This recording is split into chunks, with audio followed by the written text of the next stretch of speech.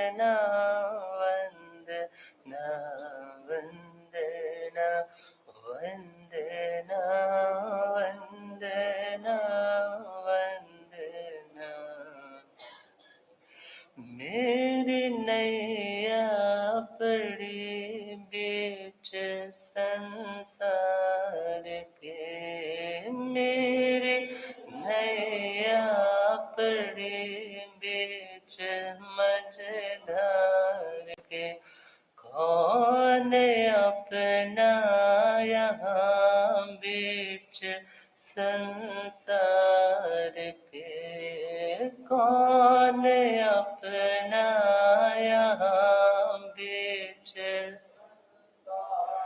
तुम हो तारन तिरन आया तेरी शरण, तुम हो तारन तिरन आया तेरी। तेरे चरणों में दाता है अभिवंदना, तेरे चरणों में दाता है अभिवंदना। वंदना वंदना वंदना वंदना वंदना वंदना वंदना। अनंत अनंत शांति के निकेतन शासनपति भगवान महावीर स्वामी के पावन चरणवृंदों में हार्दिक भावना वंदन मन। मेरे अंधेरे जीवन का रोशनी प्रदान करने वाले परम उपकारी आगम ज्ञान के भंडार आगम ज्ञाता आगम पुरुष जिनका सनातन हिमाचल केसरी उपाध्याय भगवंत श्रद्धे गुरुदेव श्री जितेंद्र मुनि जी महाराज साहब के पावन चरण कमलों में हार्दिक भावना वंदन। पाठ पर विराजित तपस्विरत श्री प्रभु मुनि जी महाराज साहब के चरणों में वंदन। धर्म सभा में उपस्थित धर्मानुरागियों, सुशीलती माताओं एवं बहनों, असीम पुण्यदेव से भाग्यदेव से आप सबको संतों का समागम और वितरागवाणी श्रवण करने का सुअवसर प्राप्त हो रहा है। अपना प्रसंग प्रारंभ करें उससे पूर्व आज परम पूज्य गणावच्छेद सरल मना समता विभूति श्रद्धे श्री गोकुल चंद जी महाराज साहब का पावन पुण्य स्मृति दिवस है। हमारे पंजाब परंपरा के प्राण कहा जाए तो कोई अतिशयोक्ति नहीं है। पंजाब परंपरा के आचार्य प्रातः स्मरणीय परम पूज्य श्री अमर सिंह जी महाराज और उनके 12 शिष्य हुए और उन 12 शिष्यों में एक शिष्य हुए परम पूज्य स्वामी श्री बालक राम जी महाराज और उनके आगे शिष्य हुए परम पूज्य गणावच्छेदर स्वामी श्री लाल चंद जी महाराज और उनके ही अंतेवासी उनके विनयशील समता विभूति सुशिष्य रतन श्री गोकुल चंद जी महाराज और उनके शिष्य हुए परम पूज्य शासन प्रभावक उपप्रवर्तक पंडित रतन श्रद्धेय गुरुदेव श्री जगदीश मुनि जी महाराज और उनके आगे शिष्य हमारे गुरुदेव उपाध्याय भगवान। तो देखा जाए उत्तर भारत में विचरण करने वाले जितने भी साधु साध्वी समुदाय हैं वो मुख्यतः है तो वीर शासन के ही सेनानी, मगर आचार्य श्री अमर सिंह जी की परंपरा के सभी संत रतन साध्वी रतन है। तो परम पूज्य श्री गोकुल चंद जी महाराज जिनका संपूर्ण जीवन समता में सेवा में स्वाध्याय में ही व्यतीत हुआ। गुरुदेव सुनाया करते हैं कि जब परम श्रद्धेय गणावच्छेद स्वामी श्री लालचंद जी महाराज जो आचार्य कल्प थे थे, अर्थात आचार्य की विभूतियों की तरह उनकी भी लब्धियां थी। सियालकोट में स्थविरवास रहा और सियालकोट में ही जब उनका दिन मनाया गया तो वहां पर उपाध्याय श्री आत्मा राम जी महाराज साहब, जो उस समय उपाध्याय थे, वो भी वहां पर पधारे थे। और श्रद्धेय श्री गोकुल चंद जी महाराज, जिनका संपूर्ण जीवन विनयशीलता में, स्वाध्याय में, तप में, गुरुओं की सेवा में, शासन की प्रभावना में बीता। उनके जीवन की एक छोटी सी घटना, मगर बहुत ही इम्पोर्टेंट घटना, जो हमारी जिंदगी को झकझोरने वाली है। कहते हैं उनके कान में एक बार कोई तकलीफ ऐसी हो गई कि सोचा कि चलो कान में कुछ डाल दिया जाएगा तो थोड़ा आराम हो जाएगा। तो बादाम रोगन घर से संत ले आए और जैसे ही कान में डाला और डालने के बाद लगा चलो आराम पड़ जाएगा, वेदना बहुत थी। मगर रात्रि का समय हो गया और रात्रि के समय वो लेटे ही रहे, और जब लेटे रहे प्रतिक्रमण आदि करने के बाद लेटे ही है, और सुबह सुबह के समय जब संत वंदन करने के लिए आए, नमन करने के लिए आए, वंदना आदि किया, कुछ किसी को कुछ नहीं कहा। परंतु जैसे ही सूर्य की रोशनी कुछ और होने लगी तो क्या देखा, छोटी छोटी जो ब्राउन चींटियां होती हैं, भूरी कीड़ियां होती है, वो इस कान से लेकर के चलते चलते आंखों से निकल रही। भीतर से वो सारा शरीर कैसे खाया होगा, कैसे उस तीक्ष्ण वेदना को उन्होंने समता से सहा होगा।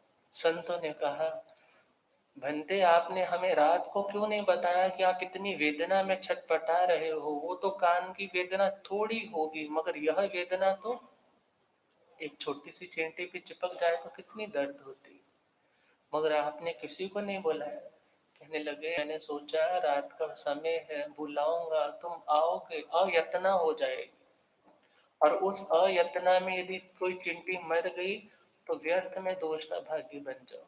धर्म रुचि अणगार की तरह वो कड़वा तुम्बा कहते हैं ना, उन्होंने वो परखा नहीं फिर, क्योंकि जब देखा ये जहरीला है, चिंटियों ने खाया और वहीं प्राणांत हो गए, तो सोचा कि मैं ही इसे ग्रहण कर लेता हूँ।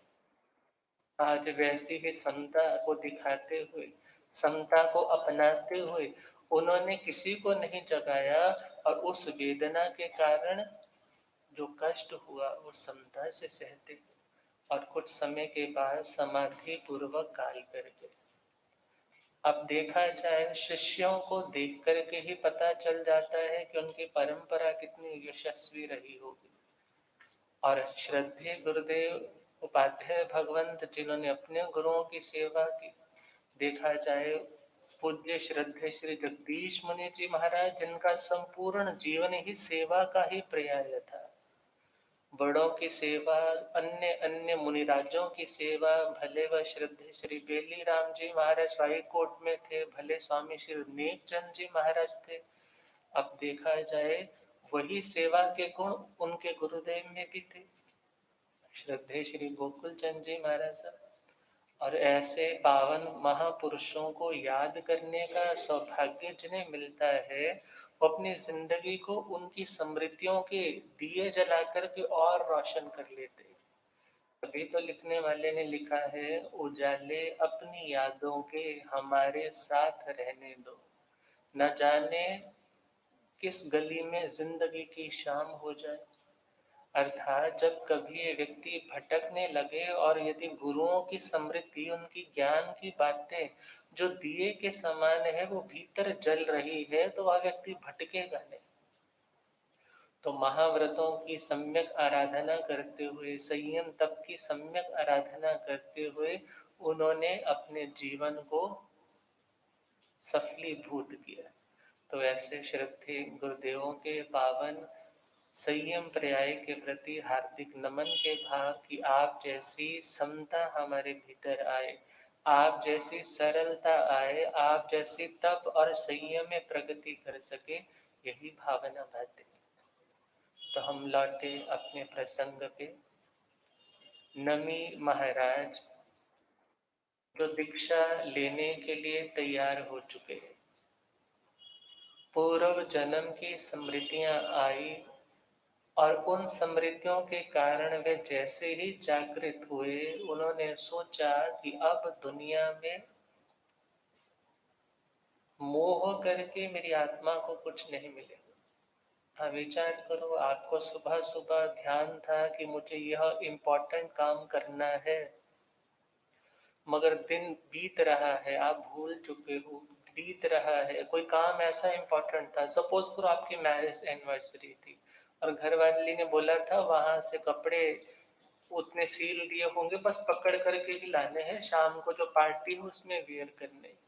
मगर सारा दिन आप बहुत कुछ, ये इकट्ठा कर, वो इकट्ठा कर, ये इकट्ठा कर, वो इकट्ठा कर, ये ले ले, वो ले ले, मगर जैसे ही शाम हुई, घर आने का वक्त हुआ और आपको जस्ट एकदम क्लिक हुआ, अरे उसके कपड़े तो अभी लेकर के जाने हैं। और जैसे ही याद आया, सारे काम छोड़ दिए और कहाँ पहुंच गए? उस टेलर के पास कि भाई कपड़े दे दो, इतना कुछ तो ले लिया, यदि उसकी ड्रेस नहीं वो वाली होगी जो चाहती है डालना, फिर सारा प्रोग्राम क्या हो जाएगा हमारा? गड़बड़ हो जाएगा। अब विचार करो, वो दिन की बात भी हम भूल जाते हैं और यदि याद आ जाए तो उस काम को हम करते हैं बाकी काम छोड़ करके। और जिनका लक्ष्य तो मोक्ष का लक्ष्य है और पूर्व जन्म की बातें मानो वो सुबह की बात है, शाम हो रही है, याद नहीं आई, मगर जैसे ही याद आई सारे काम छोड़ करके उस काम की ओर लग गए कि मुझे वह काम पूरा करना है, जिसको करने के बाद फिर कुछ भी करना शेष नहीं रहता।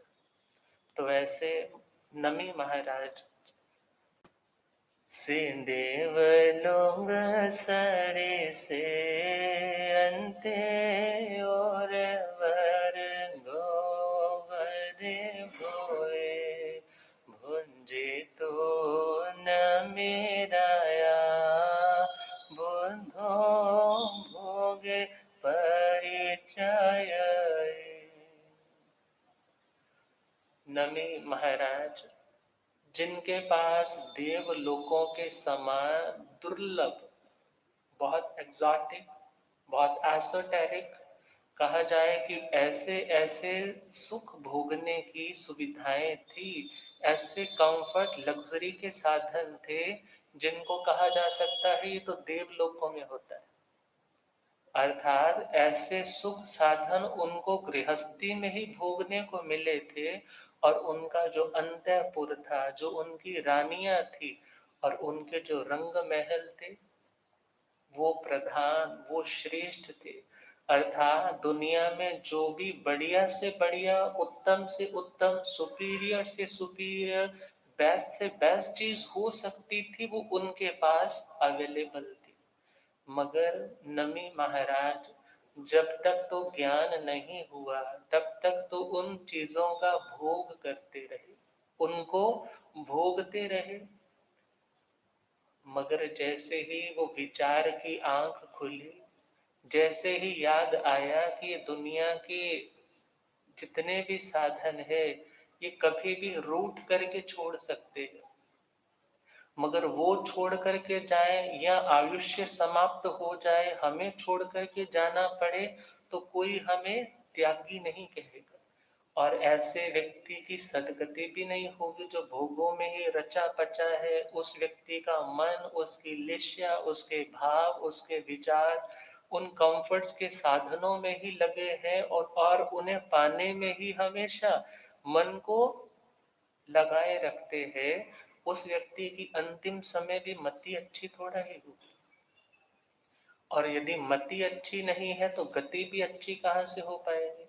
शरीर से तो भले वृद्ध हो गए, मगर दुनिया के भोग भोगने की बहुत आदत रही है, तो अंतिम समय भले शरीर से बूढ़े हैं, मगर वो भीतर बैठी हुई तृष्णा, वो भीतर बैठी हुई वासना के संस्कार, वो तो वृद्ध नहीं हुए, बल्कि वो तो और अनुभवी हो चुके।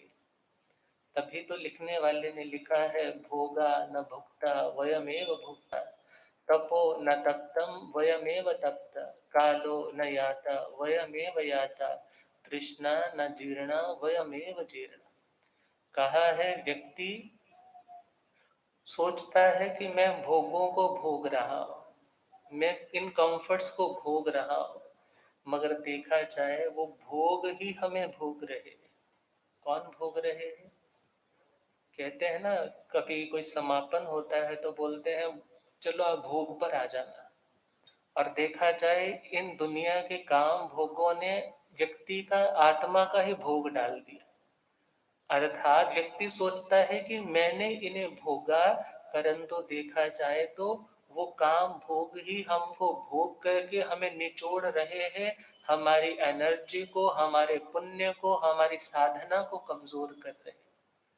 तपो न तप्तम वयमेव तप्त, तप से तो आत्मा के कर्मों को नहीं तपाया, मगर यूं ही हम तपते रहे, क्रोध में, अभिमान में, कषायों की अग्नि में तपते रहे। कालो न याता वयमेव याता, अरे समय नहीं बीता। व्यक्ति सोचता है ना समय बीत गया, समय नहीं बीता, बल्कि दुनिया से एक दिन हमें भी बीतना होगा, हमें ही जाना होगा। समय नहीं जा रहा, बल्कि हमारी जिंदगी की घड़ियां बीत रही। और लास्ट में कहा तृष्णा न जीर्णा वयमेव जीर्णा, तृष्णा जीर्ण नहीं होती, लालसा कभी बूढ़ी नहीं होती, मगर वयमेव जीर्णा, हम लोग अर्थात हमारे ये देह ही बूढ़े हो जाते हैं, मगर वो लालसाएं, वो कामनाएं, दुनिया के प्रति जो अट्रैक्शन है, उनको भोगने की जो भावना है, कामना है, वो तो और बढ़ती जाती है। और नमी राजा जान चुके हैं इन भोगों को मैंने भोगा, रेगुलर भोगा, परंतु जितना भी घी डाला उतनी आग बढ़ती गई। घी डालना बंद करेंगे तभी तो आग बुझेगी ना। ऐसे ही आपके मन में इच्छा आई, आपने सोचा मैं इस इच्छा को पूरा कर लूंगा तो मेरी इच्छा समाप्त हो जाएगी, मगर यह तो रक्त बीज की तरह है। सनातन धर्म में कथा आती है रक्त बीज की। कहते हैं उन्होंने ऐसा वरदान लिया था कि मेरा यदि कोई वध भी करे तो मेरे खून का एक बिंदु जहां गिरेगा वहां मेरे जैसा रक्त बीज और पैदा हो जाए। और फिर कहा जाता है काली का स्वरूप उस प्रतीक में लिया जाता है कि काली ने अपना रूप लेकर के खप्पर धारण किया और उसका मुंड जैसे ही अलग किया, और फिर क्या किया, उस खप्पर में उसको ऐसे लटका दी और उसके रक्त का पान किया कि तेरे जैसा नया रक्त बीज और पैदा ना हो। मगर देखा जाए यह बड़ी प्रतीकात्मक एक कथा है। हमारे भीतर की कामनाएं, हमारे भीतर की वासनाएं, हमारे भीतर की इच्छाएं, हम सोचते हैं एक खत्म हुई है बस खत्म हो गई, मगर ऐसा नहीं होता। एक खत्म होती है मगर उसकी ड्रॉपलेट्स जैसे ही नीचे गिरती है, क्योंकि मैंने ये इच्छा पूरी की है ना, तो मैं दूसरी भी पूरी कर सकता हूँ, ये कॉन्फिडेंस भी आ जाता है। और सेकेंडली वैसी भावना भी पैदा हो जाती है।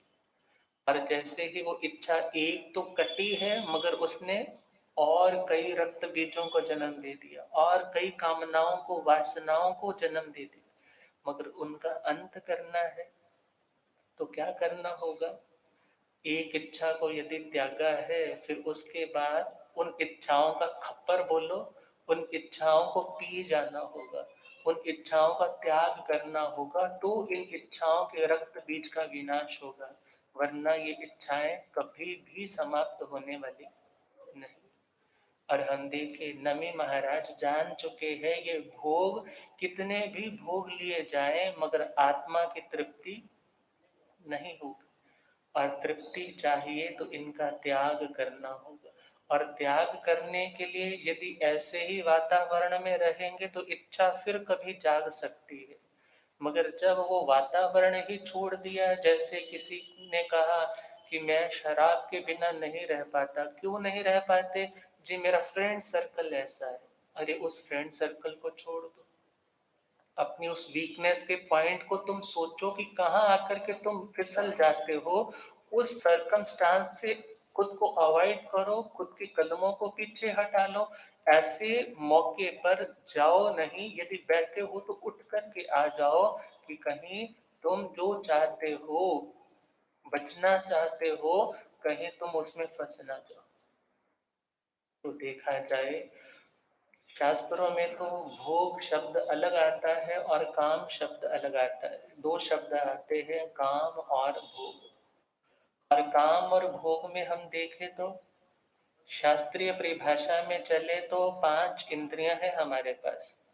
श्रोत्र इंद्रिय, चक्षुर इंद्रिय, घ्राण इंद्रिय, रसन इंद्रिय और स्पर्शन इंद्रिय। इनमें जो हमारी स्पर्शन इंद्रिय है, रसन इंद्रिय है और घ्राण इंद्रिय, सूंघने वाली सेंस है, ये 3 इंद्रियां तो भोगी हैं। कैसी हैं? भोगी है। और जो चक्षुर इंद्रिय और श्रोत्र इंद्रिय है, इन्हें कामी बोला जाता है। अर्थात जो व्यक्ति शब्द में, रूप में, गंध स्मेल में, रस में, टेस्ट में और स्पर्श में ही उलझा है, वह व्यक्ति कामी भी है और भोगी भी है। और यदि यहाँ पर सिंगल वर्ड बोला है भोग, तो इस शब्द से हमें दोनों ही ग्रहण करने हैं, काम भी और भोग भी। अब उन्होंने दुनिया के सब काम और भोग भोग तो लिए, मगर क्या देखा, ये इच्छाओं का समंदर ऐसा है कि मैं चाहूं पार करना उतना ही डूब जाता हूं। इससे अच्छा है मुझे ऐसा आलंबन मिले कि मैं इस पार से उस पार जा सकूं, तो वह माध्यम है उनका त्याग करना। और हम देखें, जब वह बुद्ध हुए, बुद्ध मतलब जब उनको प्रतिबोध हुआ, जब उनको ज्ञान हुआ, जब उनकी प्रज्ञा जागृत हुई और उस लाइट की विजिबिलिटी में, उस लाइट के प्रकाश में उन्होंने देखा कि पूर्व जन्मों में भी मेरे पास बहुत सुख साधन थे, देवलोक में बहुत कुछ था, मगर जैसे ही आयुष्य कर्म, वो लाइफ स्पैन कंप्लीट हुआ, वहां से भी चलना पड़ा, वो भी वियोग सहना पड़ा। आज जो है यह भी मिला है, इसकी भी एक स्टार्टिंग, एक ओरिजिन पॉइंट है और इसका भी एक एंड पॉइंट आएगा। और उस समय भी मेरे को लाचार होकर छोड़ करके जाना पड़ेगा, मगर लाचारी में छोड़ना त्यागी का लक्षण नहीं होता। मगर त्यागी कौन है? जो मिले हुए भोगों को भी ठोकर लगा देता है, मिल रही ऑफर्स को भी त्याग देता है। और सपोज किसी के पास वो चीजें है ही नहीं, और वो यदि सपोज दीक्षा ले लेता है, तो क्या उसे त्यागी नहीं कहेंगे? भगवान ने कहा उसे भी त्यागी कहेंगे। क्यों त्यागी कहेंगे? क्योंकि अब उसने अपने भीतर की उस लालसा को ही छोड़ दिया कि मुझे कुछ चाहिए। और 10वें के अलिख्य सूत्र में तो फरमाया है कि त्यागी कौन है? जेय कंते पिए भोए लद्धे विपिट्ठी कुवई साहिणे चई भोए सेहु चायती बुच्चई। भगवान फरमाते हैं, जेय कंते पिए भोए, जिस व्यक्ति के पास कांत और प्रिय भोग अवेलेबल है। कांत और प्रिय क्या होता है? कांत तो होता है जो नेचुरल ब्यूटी है, जो व्यक्ति स्वाभाविक रूप से सुंदर है, बढ़िया है, दिखने में अट्रैक्टिव है, उसे तो बोलते हैं कांत। और प्रिय किसे बोलते हैं? जो हमारे दिल को जचता है, जो हमारे दिल को जचता है वही तो प्रिय होता है ना। और हो सकता है एक माँ का बेटा है तो बेचारा काला कलूटा, मगर उसको तो वही कान्हा लगता है, वही भगवान महावीर लगते हैं, उसे तो वही सब कुछ लगता है। क्यों लगता है? क्योंकि वह प्रिय है। एक होता है कांत और एक होता है प्रिय। कांत जो स्वाभाविक रूप से सुंदर है, मगर प्रिय वह है, हो सकता है वो सामान्य दृष्टि से सुंदर नहीं भी है, मगर आपकी ट्यूनिंग उसके साथ है, आपको वो अच्छा लगता है, आपको वो भाता है। और भगवान कहते हैं जो व्यक्ति प्रिय और कांत भोगों को, जो दिखने में भी सुंदर है, खुद को भी अच्छे लगते हैं, ऐसे भोग मिलने पर भी लद्धे मीन्स अवेलेबल है, दी पिट्ठी को गई, उनको देख करके भी पीठ कर लेता है। क्या कर लेता है? पीठ करने का मतलब एक तरह से उसका तिरस्कार करना कि मेरे को तेरी जरूरत। आपके दरवाजे पर कोई आए, दरवाजा खुला था, उसको देखते सार आप दरवाजा बंद कर लो, उसका मतलब क्या होता है? हमें तेरी जरूरत नहीं है। इसी प्रकार दुनिया के भोग अवेलेबल है, सब कुछ ऑफर हो रहा है, मगर सब कुछ होने के बावजूद भी वह अपनी पीठ मोड़ लेते हैं, अर्थात मुंह मोड़ लेते हैं। और भगवान कहते हैं साहिण चयई भोए, उन भोगों को भोगने में वह व्यक्ति स्वाधीन है।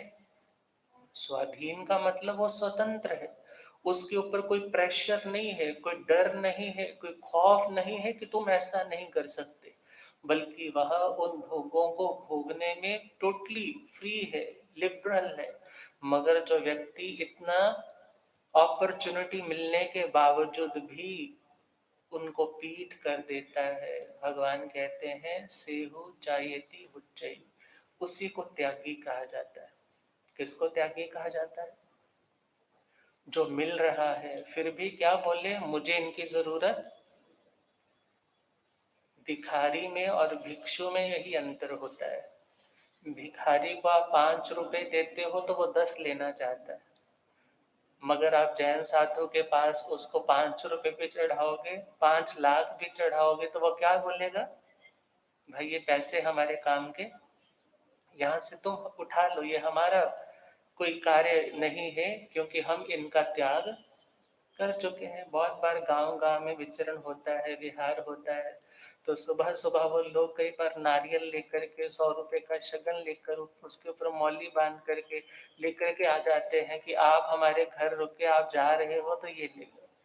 मगर उनको क्या कहा जाता है कि नहीं भाई, जैन संत ऐसा कुछ भी ग्रहण नहीं करते। वो कहते हैं चलो नारियल छोड़ दो, पैसे ले लो, ये काम आ जाएंगे। तो संत क्या कहते हैं? पैसा हमारा धर्म नहीं है, हम पैसा इकट्ठा करें। अर्थात लिखने वाले ने लिखा है चाह गई चिंता मिटी, चाह गई चिंता मिटी मनवा बेपरवाह, जिसको कुछ ना चाहिए सो ही शहनशाह। तभी तो संतों को क्या बोलते हैं? महाराज। क्या बोलते हो आप लोग? क्यों बोलते हो महाराज? शहनशाह। और शहनशाह को आपके पैसों की जरूरत, क्योंकि कहा जाता है चाह गई, जब आपकी इच्छाएं चली जाती है तो चिंता, ये टेंशन वाला बोझ भी क्या हो जाता है? उतर जाता है। और यदि चाहना रखोगे, कामना रखोगे, लस्ट रखोगे, आप किसी वस्तु के पीछे जितना दौड़ोगे वो वस्तु उतना और आगे दौड़ती जाएगी। कहते हैं ना, भागती फिरती थी दुनिया जब तलब करते थे हम, जब से नफरत हमने की वो बेकरार आने को है। अर्थात जब तक तो दुनिया के पीछे भाग रहे थे, ये मुझे मिल जाए, ये मुझे मिल जाए, ये मुझे मिल जाए, तब तक वो दुनिया वाले भी दूर दूर जा रहे थे, दूर दूर आगे आगे खिसक रहे थे। मगर जैसे ही उनका त्याग कर दिया, अब वही चीजें क्या आ रही हैं? लौट करके वापिस आ रही। मगर अब वह त्यागी क्या कहता है? मुझे इन चीजों की जरूरत। और देखा जाए, कोई व्यक्ति ऐसा भी हो सकता है जिसके पास कुछ नहीं है, मगर उसके पास कुछ पाने की लालसा भी नहीं। कुछ नहीं है और कुछ पाने की लालसा भी नहीं। भगवान की दृष्टि में वह भी त्यागी। जिसके पास कुछ नहीं है, दुनिया के भौतिक कंफर्ट्स नहीं है, और उसमें ही आनंदित है, उसे और पाने की तमन्ना, लालसा, कामना, कोई अरदास इसलिए नहीं करता, फरियाद इसलिए नहीं करता, प्रेयर इसलिए नहीं करता कि मुझे ये और सुख के साधन मिले, बल्कि क्या सोचता है? जो मेरे पास है मैं उसमें संतुष्ट हूँ। और कहा जाता है जो व्यक्ति इन भावों वाला है वही त्याग के आनंद का लाभ ले सकता है।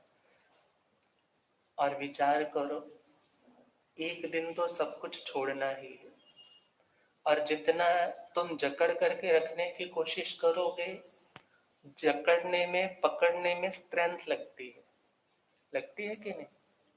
जकड़ने में, पकड़ने में, ग्रिप बनाने में स्ट्रेंथ लगती है, आपका जोर लगता है, आपके मसल्स को टाइट होना पड़ता है, मगर छोड़ने में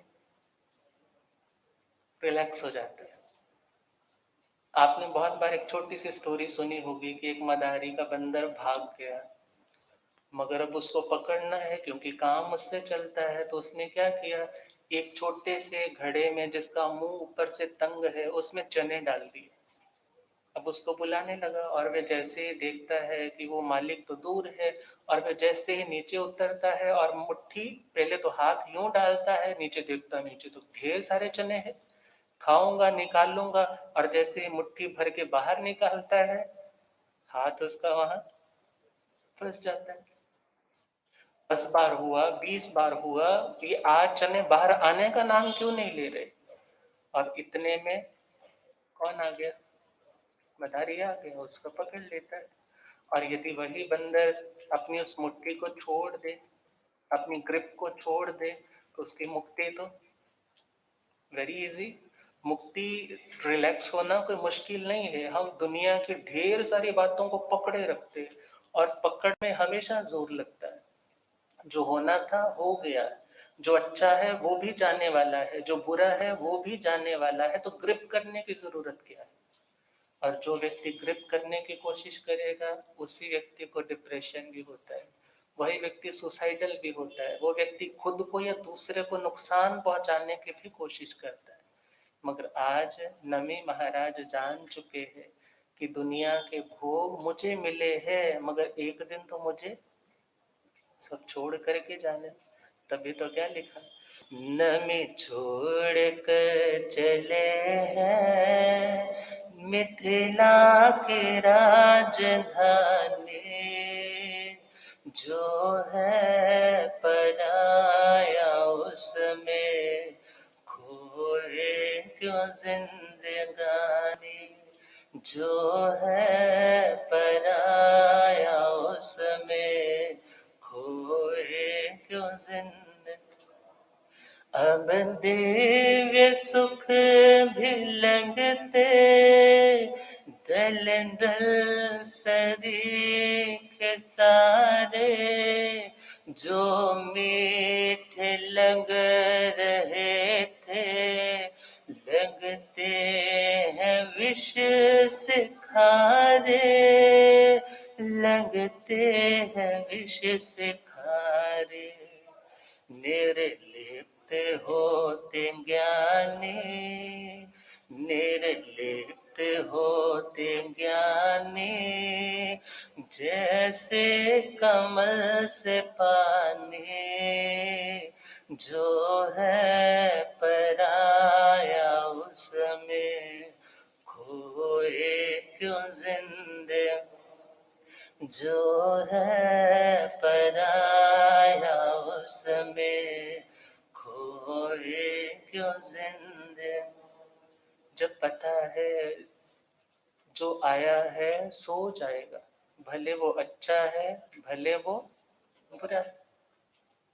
एक कॉपी है, उस कॉपी पे बहुत अच्छा भी लिखा है, सपोज उस पे बहुत आपके लिए बुरा भी लिखा है, मगर वो डायरी तो पूरी तभी होगी ना जब तुम आगे, हो सकता है 2 पेज के बाद बहुत अच्छी स्टोरी आ रही हो, मगर जो व्यक्ति वहीं अटका रहता है, उसी बातों की और ही ध्यान देता रहता है, यदि अच्छा है तो भी आगे बढ़ना है हमें, और यदि बुरा है तो भी हमें आगे बढ़ना है।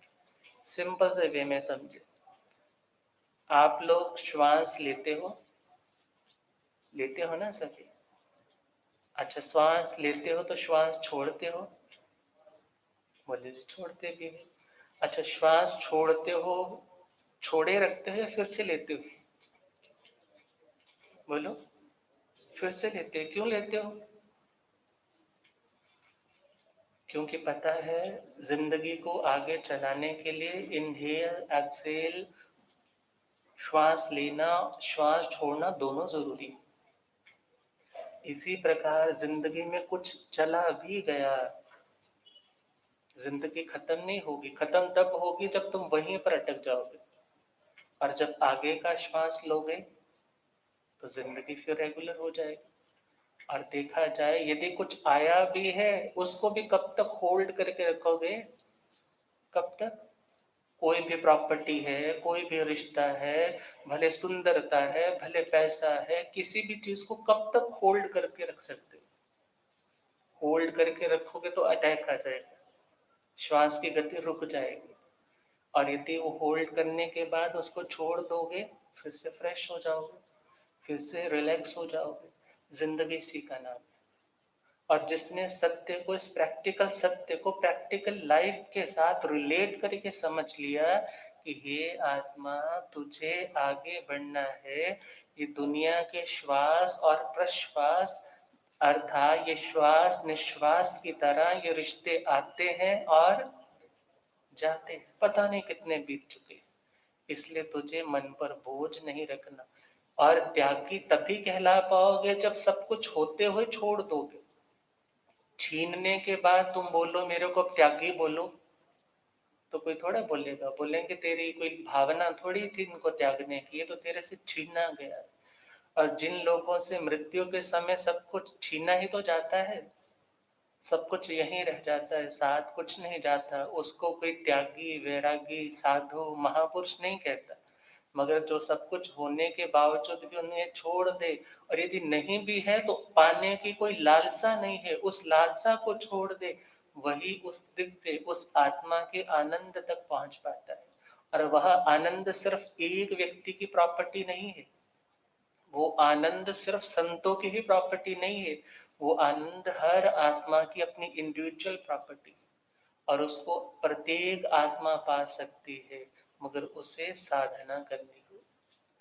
तो हम बात करें, महाराज नमी जी ने जैसे ही उन भोगों को त्यागा और उनको त्याग करके वह मोक्ष के मार्ग पर बढ़ने के लिए तैयार हो गए, क्योंकि उनका त्याग परिचयी, एक त्याग होता है थोड़ी चीज का।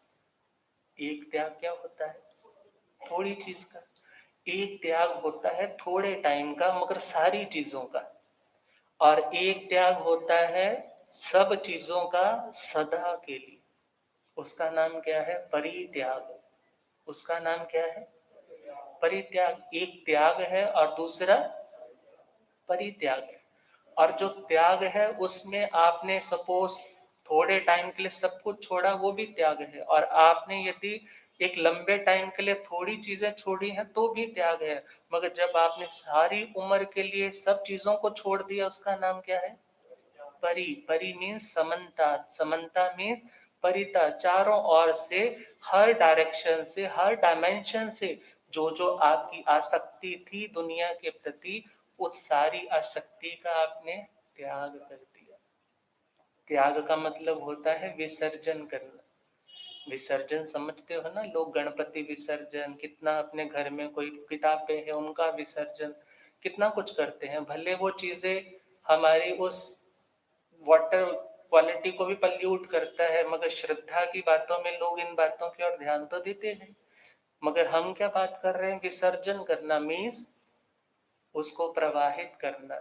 प्रवाहित जब हम करते हैं तो ध्यान देना, फिर उसके प्रति कोई आसक्ति नहीं रखी जाती, उसको छोड़ आए।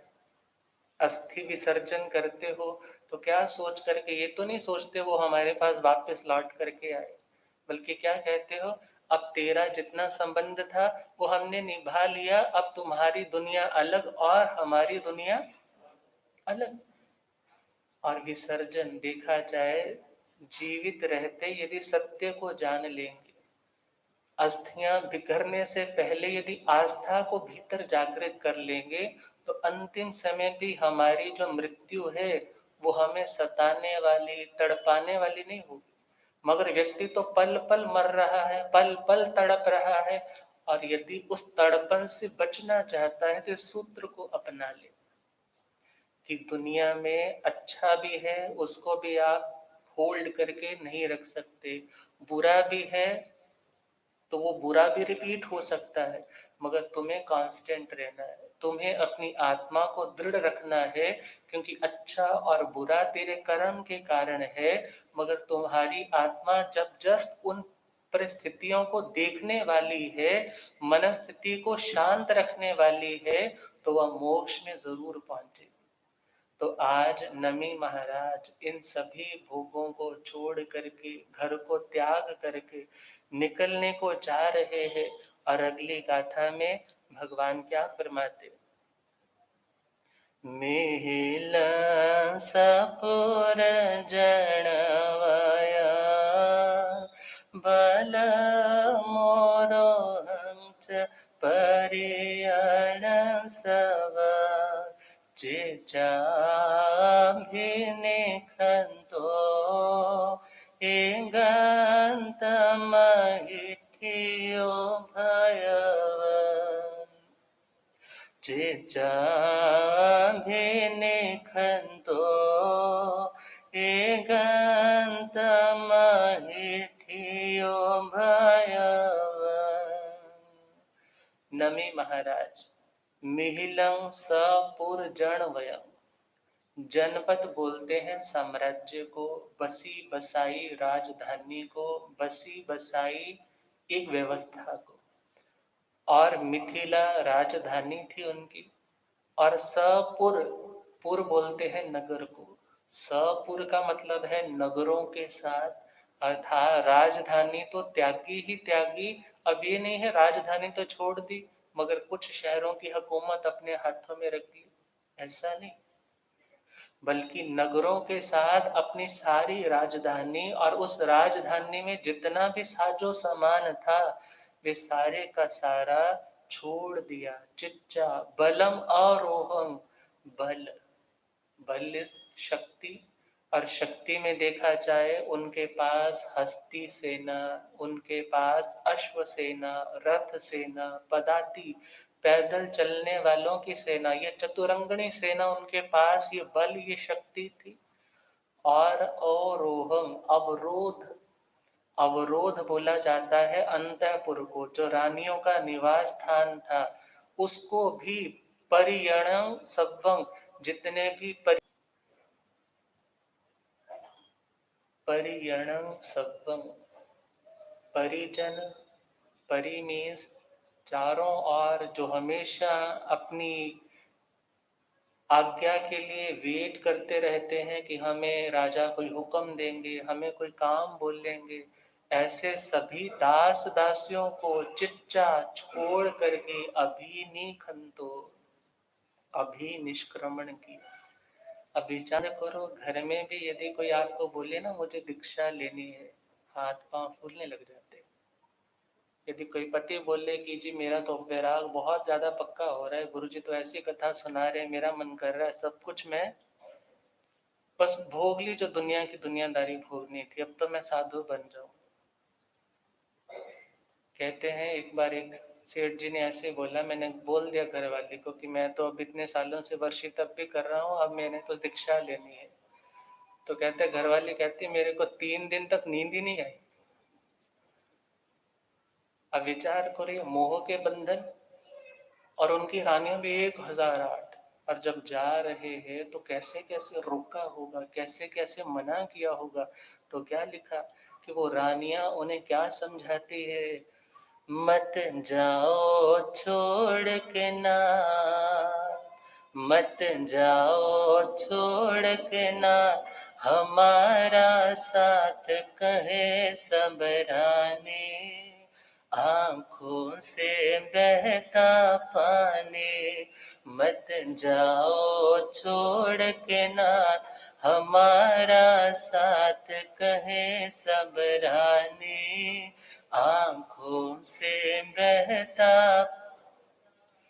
अब वो कहती है यहाँ कमी क्या है, मन चाहा खाते पीते हो, सुविधाओं में ही जीते हो, सुविधाओं में ही चलना पड़े नंगे पाँव, धूप या छाव में भिक्षा लाने, आंखों से बहता पानी, मत जाओ छोड़ के नाथ, हमारा साथ कहे सब रानी, आंखों से बह बहता, संयम का मार्ग दुष्कर है।